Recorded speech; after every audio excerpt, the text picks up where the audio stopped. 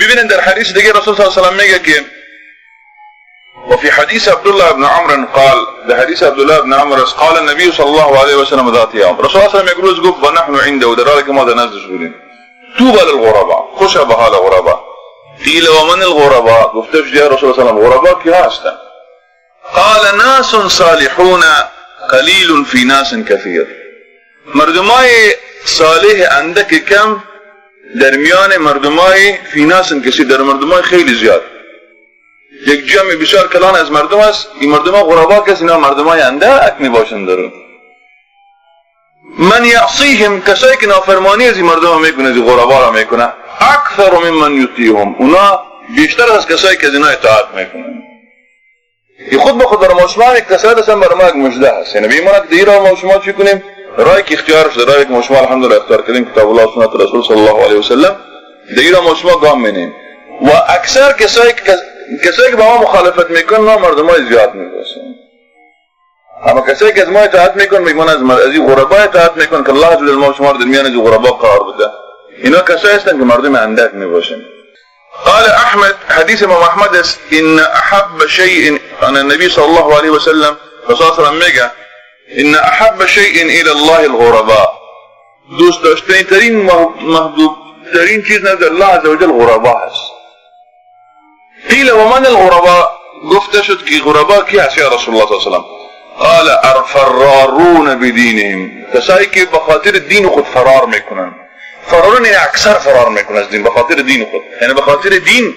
از یک منطقه دیگه فرار میکنن به این خاطر تا باید باشه که اینا نگهبان به خاطر که دین خود بتونن درست نگهداری کنن خب اینا به می شکل ادامه پیدا میکنن همین پروسه ادامه پیدا میکنه یجتمعون الی عیسی ابن مریم اینا کسایی هستند که در اخیر در نزد عیسی ابن مریم جمع میشوند یوم در روز قیامت در نزد عیسی ابن مریم جمع میشوند بخاطر عیسی ابن مریم هم که بود غریب بود در میان هر نبی در میان قوم خود در اوایل غریب بوده و عیسی علیه السلام تا به آخر غریب بود در میان قوم خود پس خود به خود دعوت به این میکنه که چی است این پروسه میشه ادامه داره به شکل غربا که هستن و در آخر با چی با عیسی ابن مریم جمع میشه در حدیث دیگه رسول صلی الله علیه و آله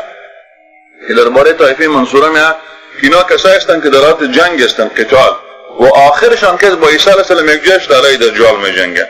در حدیث دیگه رسول صلی الله علیه و آله است که بدا الاسلام غریبا و سیعود غریبا کما بدا فتوبى الغرباء قیل ومن الغرباء گفتش غربا کیا هستند یا رسول الله قال الذين يحيون سنتي کسایی که سنت مرا زنده میکنن و يعلمونها الناس و برای مردم را تعلیم میدن نبدا اتاق نشستن تا سنت به خود ساختن و يعلمونها الناس در حدیث دیگه رسول صلی الله علیه و سلم است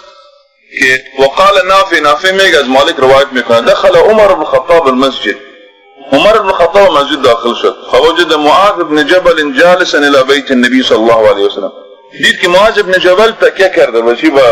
خانه رسول صلی الله علیه و سلم یعنی به دیوار خانه و هو یبکی در حالی که گریه میکرد معاذ بن جبل رضی الله عنه فقال له عمر ما يبكيك يا ابا عبد الرحمن گفت چی چیز تو را میگیری یعنی ابا عبد الرحمن هلك اخوك ای برادرت وفات کرده قال لا گفت نه خیر ولكن حديثا حدثنيه حبيبي صلى الله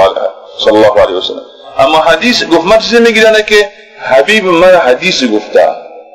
صلى الله عليه وسلم مقصد الرسول صلى الله عليه وسلم وانا في هذا المسجد رأيت مدري مسجد بودم فقال ما هو عمر الخطاب میگه او حدیث چی است که رسول صلی الله علیه و سلم گفته قال گفت ان الله يحب الله عز وجل دوست داره الاخفياء جمع خفی یعنی کسی که مردم با اون درست نمیشناسن مردم با اون شناخت ندارن این بعد رسول صلی الله علیه و سلم شرح میکنه چی نو شناخت باشه الاحفیاء حفیر میگن حفی کسی را میگن که خیلی انسان زودتر اونش میگیره و خیلی انسان نیکوکار است الاتقیاء مردمای تقی الابریاء مردمای پاکیزه خب اینا رسول صلی الله علیه و سلم میگه الذين اذا غابوا لم يفتقدوا کسایی که وقتی که حاضر نمیشون لم يفتقدوا کس در جستجوشن کس نمیبره که اینا کیا هستن یعنی مردمای هستن که در جامعه قدر و قیمت ندارن اگر در مجلسی در منطقه در جای مثلا غایب شدن کس در جستجوشن نمیبره و اذا حضروا لم يرق وقتی در مجالس حاضر میشن شناخته نمیشون قلوبهم مصابيح الهدى در حالی که قلبهایشان است چراغهای هدایت است یخرجون من کل فتنه حمیه مظلمه، اینا از هر فتنه کور تاریک بیرون میشن. یعنی فتنه وقتی که الله اینا رو نجات میده، از هر فتنه اینا رو نجات میده. پس اینا همی صفات دارن که مردم تقی هستن، مردم هستن که زود انسان با اینا اونس گرفته میتونه.